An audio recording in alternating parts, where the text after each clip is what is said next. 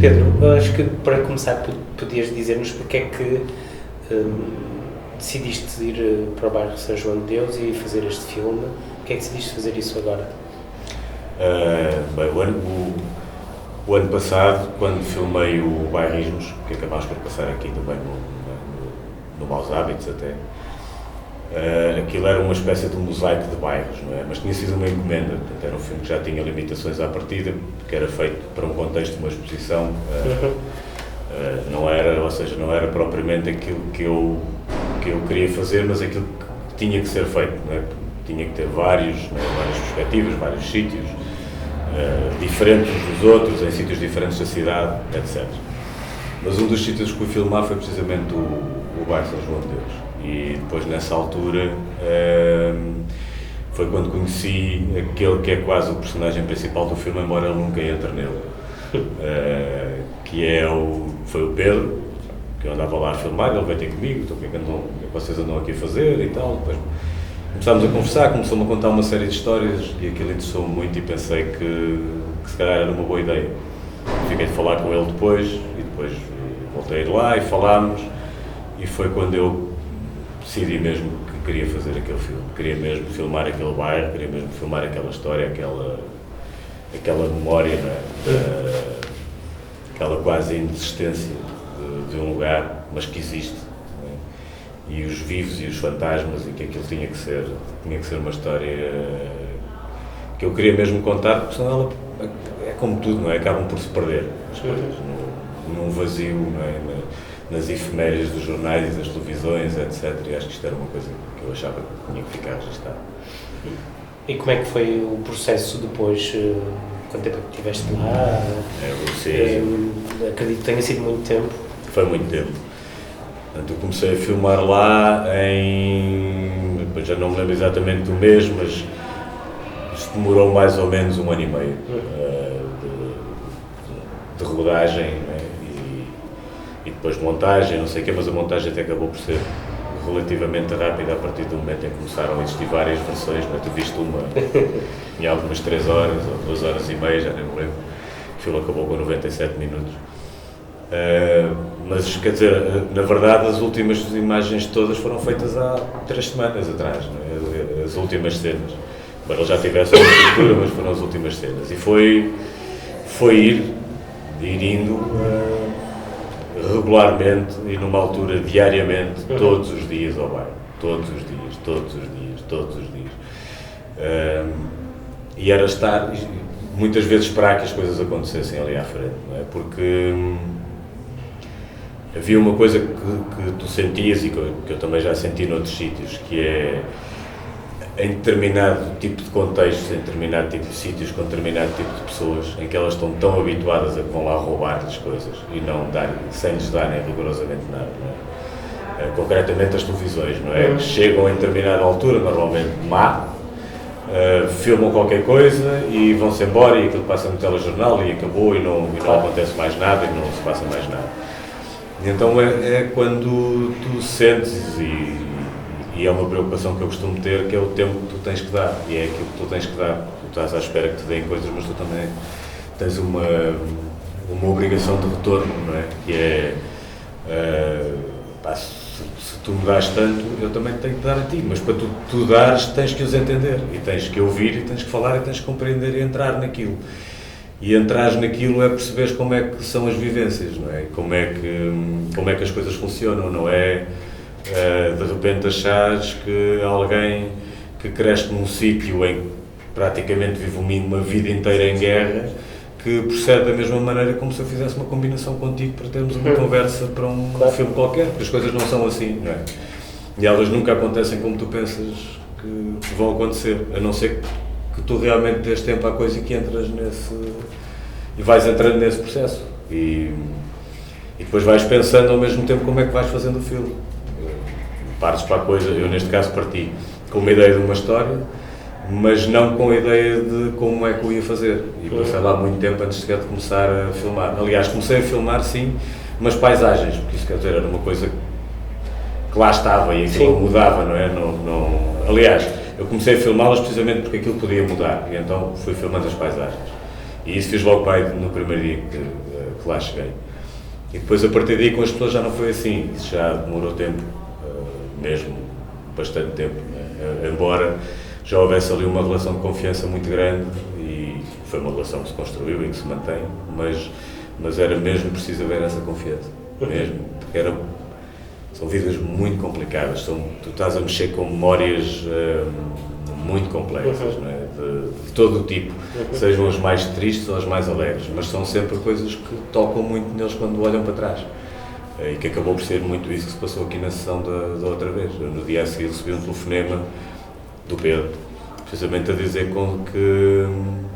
que tinha adormecido às 6 da manhã, porque aquilo era a história dele, embora ele nem sequer entre no filme, mas ele é um dos grandes responsáveis por isto ter acontecido, não é? Ele entra de outras maneiras, ele entra, na verdade, ele é aquele que tem a tatuagem do Tarrafal nas costas, ele está com os papagaios, todas aquelas fotografias projetadas foi ele que as fez ao longo dos anos no bairro, muitas vezes com máquinas descartáveis e tal, e ele tinha as fotografias e tinha os negativos todos. E isso também é parte de um fio condutor da história de alguém, feita por alguém de lá, que era uma coisa que me interessava. Claro. Isso reflete-se, por exemplo, em várias das cenas que são cenas longas, de conversa, simplesmente. Sim, não é? sim. Isso, do material dessas, acredito que tenhas muitas mais conversas, Muito não é? mais, sim. Como é que foi essa parte da conversa e como é que depois selecionaste o que era importante e o que é que não era? Pois, isso foi uma das partes, dentro do processo todo, uma das partes complicadas de fazer. Aliás, foi tão complicada que ela demorou, na verdade, não é? E vocês realmente confiaram numa versão, quando selecionaram o filme, que não era a versão final. Embora eu tivesse explicado algumas coisas que ainda faltavam e que ia fazer, mas isto eu acho que há aqui uma ideia de compromissos, não é? Que tu assumes com as próprias pessoas, de criação de expectativas, ou seja, no fundo há aqui dois mundos paralelos, que é o filme propriamente dito e aquilo que tu queres que um filme seja, e depois as expectativas que tu crias nas pessoas. E muitas das vezes tu achas que alguém, ou que um personagem, ou algum tipo de conversa, que até já pode não adiantar assim tanto por causa daquilo que os outros disseram, mas tu não podes segurar determinado tipo de expectativas, não é? Porque senão és mais um outra vez, que lá foi, e que de uma maneira mais consciente ou mais inconsciente acabou por trair aquelas pessoas outra vez, e não podes fazer isso. Na minha opinião, não podes fazer isso. Eu não consigo fazer isso. Então era isso, era andar ali a ver o que é que daquilo tudo, e é muito, são 12 terabytes de imagens, assim dito, eu já nem sei a duração, que eu já via isto em gigas e cartões e discos externos e não sei o quê, mas isso já dá para se ter ideia mais ou menos da quantidade de coisas que ali estão, e depois foi começar a ir selecionando para que cada um fosse contando a sua história, mas tentando, havendo na mesma redundâncias, mas eu achava que essas redundâncias, e acho que muitas delas são importantes, porque se reforçam ou porque se confirmam, ou porque é um mais velho e depois um mais novo, ou porque tens alguém, um cigano tatuador que diz que é discriminado, mas tu depois tens um polícia que te diz exatamente a mesma coisa, e eu acho que é o facto de ele dizer a mesma coisa que é importante, e não uma coisa diferente. Uma coisa acaba por reforçar a outra, não é? Nesse sentimento de pertença e de raízes das coisas. E depois é aquela parte final das pessoas também a quem tu mostras, que vais mostrando e que vais ouvindo e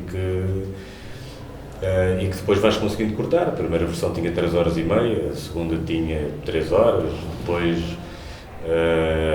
uma vez, a partir de uma conversa que tive com o António Loja Neves, que ele esteve lá a ver, eu já tinha falado com ele sobre o filme antes, ele tinha se interessado muito por aquilo. Olha, queres vir ver isto? Eu estou aqui numa fase já de quase cortes finais. Claro que sim.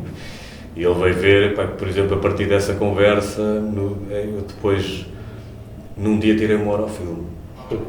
Portanto, isto era um bocado assim, tanto podia tirar 1 hora como andar ali semanas para tirar 2 minutos ou 3 ao filme, aquilo ia, não é? E depois às vezes era montar um grande bocado e depois, agora não quero ver isto durante 1 mês, ou 15 dias, ou 2 meses, e voltares a pegar naquilo e depois vês, sim, isto na verdade isto pode sair, isto pode sair, isto pode sair, e depois de repente, peraí, mas isto não.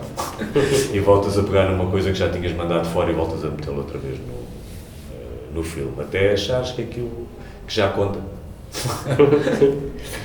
Eu acho que uma das coisas mais bonitas que o filme tem é que tu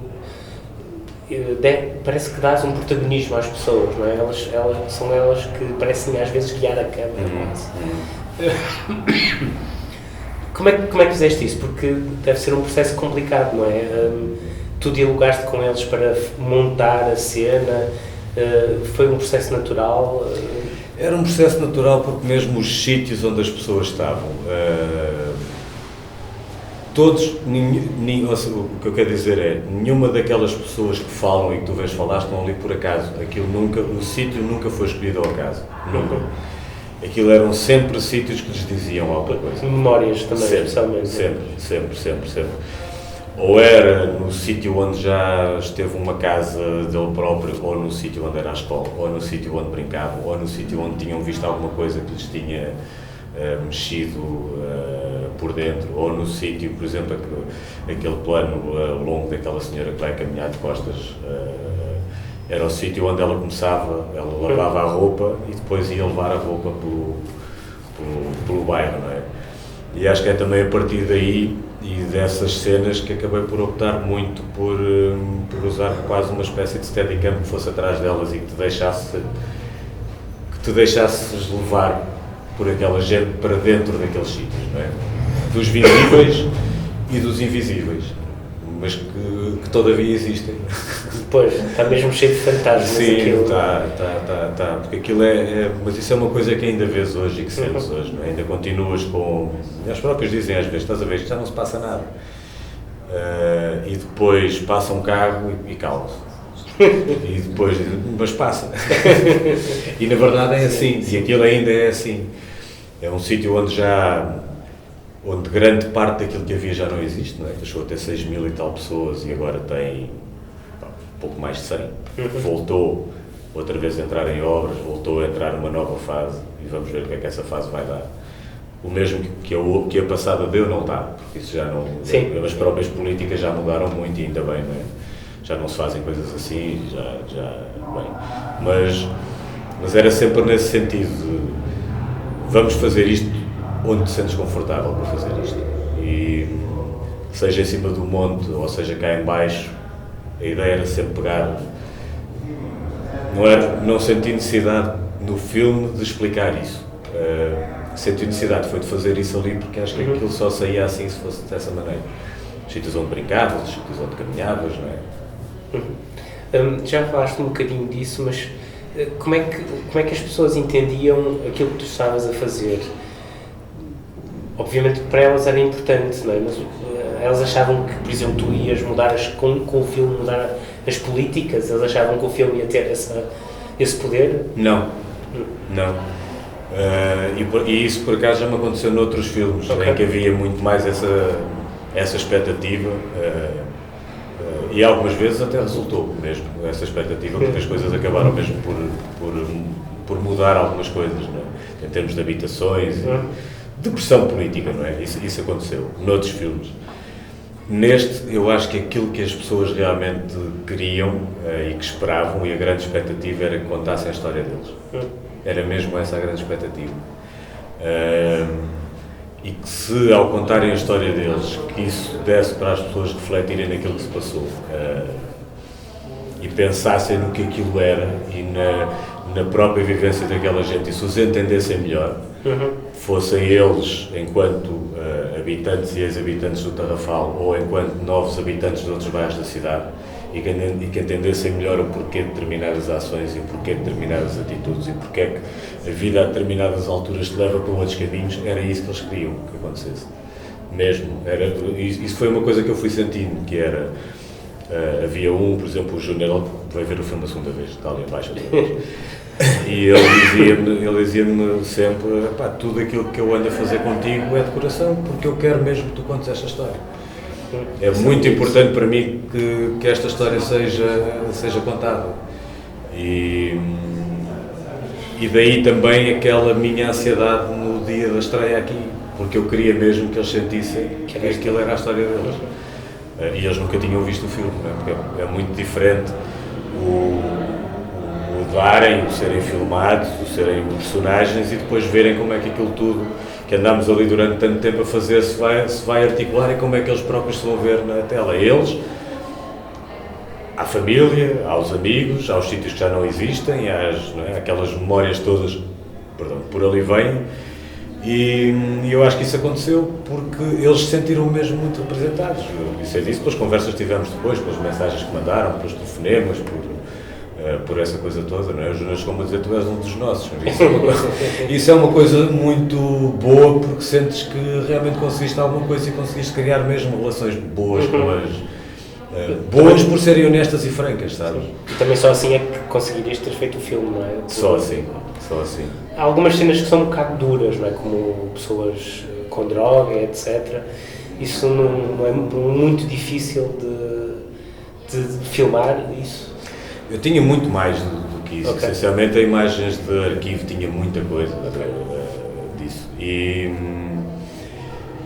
isso acabou por ser só uma pequenina parte, porque o resto estava implícito naquilo. Não é? Agora, eu também achei uma coisa, não é? E era uma questão, não era, vale a pena ainda estarmos a mostrar isto, ou não vale a pena porque toda a gente sabe o que é. Eu acho ao mesmo tempo que era um absurdo não mostrar isso, porque aquilo foi a vida diária durante muitos anos. E aquilo era o que toda a gente via todos os dias. E aquilo era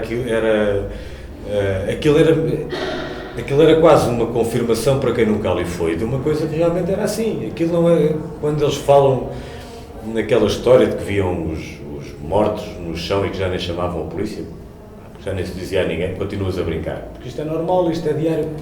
Aquilo é verdade, aquilo não é uma fábula infantil de alguém que de repente cresceu e que tem uma fabulação de uma memória infantil. Aquilo era assim, na verdade era assim, aquilo vivia muito numa guerra permanente. Claro que tinha depois a outra parte, que era aquele sentido de comunidade, de irmandade, de união que eles tinham, não é? E que tinham, verdadeiramente. E ao mesmo tempo, no caso daqueles que eram muito pequeninos, é esse grande sentimento de liberdade. Isto parece uma coisa muito paradoxal, tu teres um sítio que se chama Tarrafal e onde sentes uma liberdade que não sentes noutros sítios. Mas era, porque enquanto crianças, eles brincavam por todo lado, eles andavam por ali a vida toda, brincavam muito mais na rua do que brinca a minha filha, do que brincam a maior parte das crianças que vivem aqui. Faziam muito mais coisas do que os outros, mas ao mesmo tempo também iam criando eles próprios as suas defesas, iam-se preparando para a vida de uma maneira completamente diferente, não é? Em que começas a ver os teus caminhos muito afunilados e não e sem as opções que eles deviam ter e deviam ter tido toda a vida. Não é? Acabavas por teres ali, ou vais para isto, ou vais para isto, ou vais para aquilo, e normalmente nenhuma das três possibilidades era boa. Era possível muitas vezes, não é? Sim. Isso é uma coisa muito dura, na verdade. E à medida que isto ia acontecendo e que a droga ia destruir aquele bairro todo, porque foi destruir aquele bairro todo, embora ela não seja a única culpada daquilo, não é? Porque o bairro tinha problemas há muito tempo.